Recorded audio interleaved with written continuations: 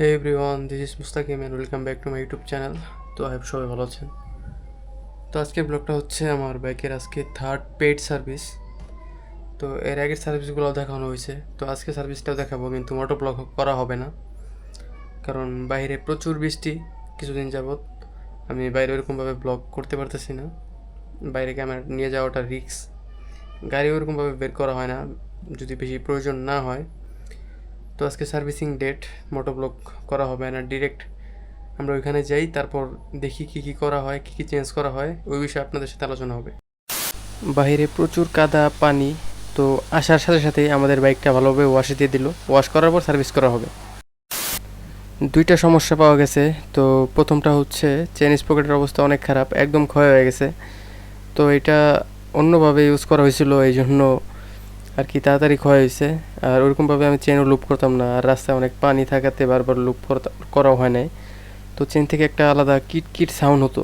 তো এই জন্য এই সমস্যাটা বলার পরে তারা এই সমস্যাটা সলভ আর কি ফাইন্ড আউট করে, তারপরে এটা চেঞ্জ করা লাগবে এখন। আরও কিছু সমস্যা আছে, তো দেখি আস্তে আস্তে ওনাকে বলি, দেখি সলভ করতে পারে নাকি, ফাইন্ড আউট করতে পারে কি না, দেখতে থাকি। তো পুরো ভিডিওটা দেখেন, আস্তে আস্তে সবই দেখতে পারবেন যে কী কী করা হয়। সামনের স্পকেটের ওইখানে প্রচুর ময়লা জমছে, কারণ আমরা বাইক ওয়াশ করি, কিন্তু আমাদের এটা মাসে একবার হলেও খুলে তারপর পরিষ্কার করা উচিত। তো ইঞ্জিনের হেডে দেখছেন কোন জায়গা পর্যন্ত কাদা ওঠে, তো কী পরিমাণ আমাদের ক্ষতি হয় এই কাদাতে অথবা পানিতে বাইক চালালে। আমি আমার সাধ্য মতো বাইকটা মেনটেনেন্স করার চেষ্টা করি, তারপরেও অনেক ত্রুটি থেকে যায় অনেক জায়গায়, সব জায়গায় সবসময় খেয়াল করা হয় না, কারণ এলাকার রাস্তার অবস্থা যেমন ভালো না। তো সবসময় চেষ্টা করবেন ভিতরে জায়গাগুলো, সেন্সিটিভ জায়গাগুলো, ওইসব জায়গাগুলো ক্লিন রাখার। উপরে ক্লিন থাকলে এটা ক্লিন বলা হয় না। এটা গাড়ির ভিতরের অনেক জায়গা আছে, এগুলোর মধ্যে যদি কাদা জমে থাকে তাহলে ওইসব জায়গা ড্যামেজ হয়ে যাওয়ার সম্ভাবনা থাকে, জং ধরে কালারও নষ্ট হয়ে যেতে পারে। তো এই জিনিসগুলো খেয়াল রাখতে হবে আমাদের। সামনের ব্রেক প্যাডের অবস্থাটাও খারাপ, তো আর কিছুদিনের মধ্যে চেঞ্জ করতে হবে। তো একদম পাতলা হয়ে গেছে। সামনের ব্রেকটায় আমি প্রেস বেশি করি, সামনেরটা এবং পিছনেরটা দুইটা একসাথে বেশি ধরা হয়, কিন্তু তারপরেও সামনেরটা একটু বেশি ধরা হয় আমার ক্ষেত্রে। আমি বাইক চালানোর সময় সামনেরটা একটু বেশি ধরি, কনফিডেন্স বেশি পাই, এই জন্য সামনেরটা বেশি ধরা হয়, সামনেরটাই বেশি ক্ষয় হয়। তো অল্প কিছুদিন হয়েছে চেঞ্জ করা হয়েছে, তারপরেও এত তাড়াতাড়ি শেষ হয়ে গেল। তো এটাও চেঞ্জ করতে হবে, কিন্তু আজ চেঞ্জ করব না, আর দু একদিন পরে চেঞ্জ করা হবে এটা। পিছনের ব্রেকগুলো ভালোই আছে, এটা অল্প দিন হয়েছে চেঞ্জ করছি, এরকম আহামরি কোনো ক্ষয় হয় নাই, কারণ পিছনের ব্রেকটা আমি ওরকম আহামরি প্রেস করিও না। অনেক সময় অনেক ক্ষেত্রে ধরা হয় না, কিন্তু জ্যামের মধ্যে বেশি রাইড করা হয়, এই জন্য সামনের ব্রেকটাই বেশি প্রেস করা হয়। তো এটা আরও অনেক দিন চালানো যাবে। তো এখন টেনশন হচ্ছে সামনেরটা নিয়ে। পিছনের ড্রাম রাবারের অবস্থাটাও খারাপ, তো এটা আরও আগে থেকেই গ্যাটিস দিয়ে চালানো হচ্ছে, কিন্তু আমি ওরকম ফিল পাচ্ছিলাম না নতুন বাইক চালানোর সময়, যে একটা পিছনের চাকার সাথে যে স্পকেটের একটা আর কি আপনার থ্রটল রেসপন্স, ওইটা একটু কমে যায় যখন এটা দুর্বল হয়ে যায়, ক্ষয় হয়ে যায়। তো এটাও চেঞ্জ করতে হবে, এটার অবস্থা একদম বাজে অবস্থা। এটার জন্য চাকাটা একটু লড়ে আর কি, লাড়াচাড়া খায় আর কি, ব্যালেন্স ওইরকম আহামরি হয় না। আমি বুস্ট চেঞ্জ করার পরও ওইরকম ব্যালেন্স পাচ্ছিলাম না, মনে হয় যে পিছনের চাকাটা হালকা হালকা লড়ে। তো এটা চেঞ্জ করার পরে দেখি কী হয়। এখন ড্রাম রাবারটা লাগানো হচ্ছে, আর শোরুম থেকে আর কোনো পার্টস নিব না। এরপর যা ইউজ করবো আফটার মার্কেট পার্টস বাইরে থেকে নিব অর্ধেক দামে। শোরুমে প্রাইসের আর কি পার্টসের দাম অনেক, তো বাইরে গেলে আমি অর্ধেক দামে নিতে পারবো এরকম। তো এই জন্য আর এখান থেকে ওরকমভাবে নিতেছি না, বাইরে থেকে আফটার মার্কেট পার্টস ইউজ করবো। বাইকটা একটু মডিফাই করে চালানোর ইচ্ছা আছে, তো দেখি কত দূর কত কী করা যায়। তো দেখি ফাইনাল কত বিল আসে, কী সার্ভিস করলাম বিস্তারিত আপনাদেরকে জানাচ্ছি। আর হ্যাঁ, স্পকেটটাও চেঞ্জ করা হয়েছে, এটা শুরুতে এরকমভাবে দেখানো হয় না। এই স্পকেটটা লাগানো হয়েছে অরিজিনাল, এই স্পকেট আর হচ্ছে ড্রাম রাবার, এই দুইটাই চেঞ্জ করা হয়েছে আজকের মতো। আর নর্মালি যে সার্ভিসগুলো করা হয় সব কিছু খুলে গ্রিস করতে হয়, এবং সব কিছু ঠিকঠাক আসছে কিনা এগুলো দেখছে। আর হচ্ছে যেসব জায়গায় পার্টস লাগে এগুলো তো নিজেরই দেওয়া লাগে ফ্রি সার্ভিসগুলোতেও আর পেড সার্ভিসগুলোতেও। আজকে হচ্ছে আমার থার্ড পেড সার্ভিস। এই আজকে ড্রাম রাবারটা চেঞ্জ করলাম, সামনের স্পকেটটা চেঞ্জ করলাম, আর সামনের ব্রেক প্যাডটার অবস্থা খারাপ, এটা আমি বাইরে থেকে চেঞ্জ করে নেব। আর মোটামুটি ওভারঅল ঠিকঠাক আছে।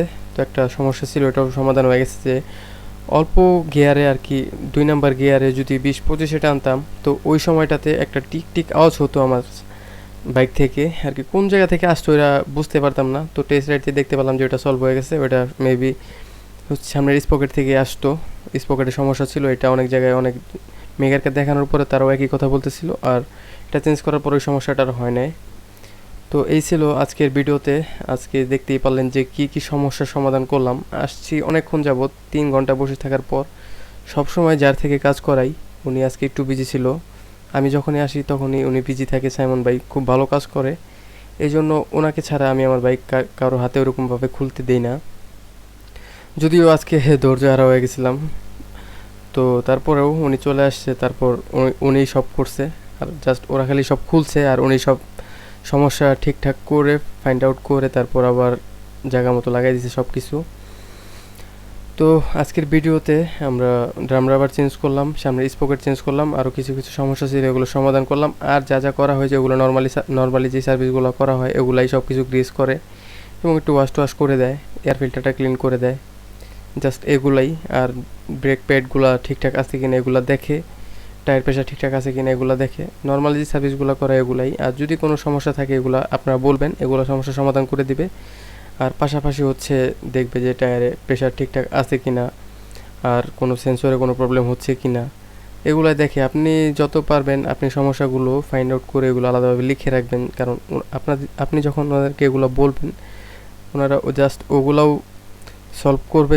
আর ওনারা যে রাইড দিয়ে দেখবে, টেস্ট রাইড দিয়ে দেখবে যে কী কী সমস্যা আছে ওগুলো সমস্যার সমাধান করে দেয়।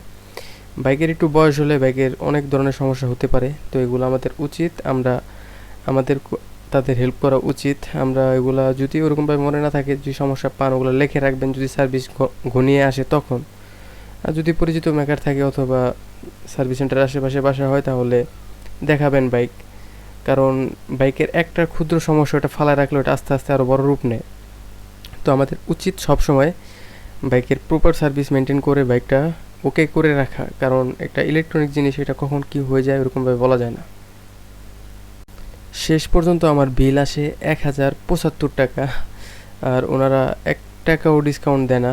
শোরুমে যেই টাকা বিল আসে ওইটাই রাখে, ওনারা 1 টাকা কমও রাখে না, 1 টাকা বেশিও নেবে না, এরকম সিস্টেম শোরুমে। আর অন্যান্য জায়গায় কাজ করাইলে ওদের সাথে মার্কেটিং করে কিছু টাকা কম দেওয়া যায়, আবার কিছু টাকা বেশি, হ্যাঁ বেশিও নিতে পারে। আপনি ওরকমভাবে বুঝবেন না যদি কোনো প্রাইস আইডিয়া না থাকে।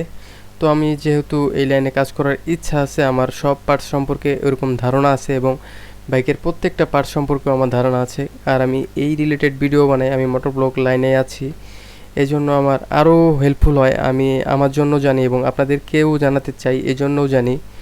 তো এই হচ্ছে মূল কারণ। জানতেই পারলেন আজকে থার্ড পেইড সার্ভিসে আমার টোটাল খরচ 1075 টাকা।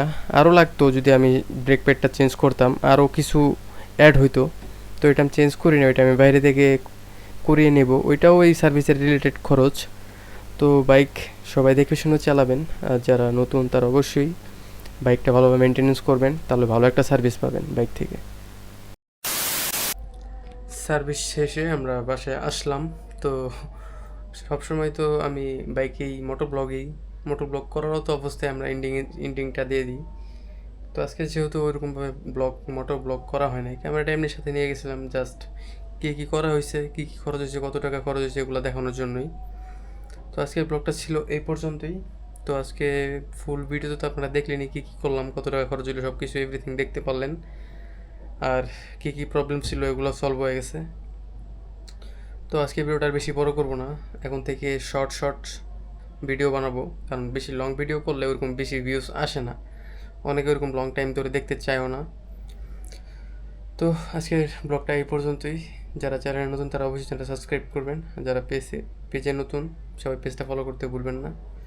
আবার দেখা হবে নতুন কোনো ভিডিওতে, নতুন কোনো ব্লগে। সবাই ভালো থাকবেন। আল্লাহ হাফেজ।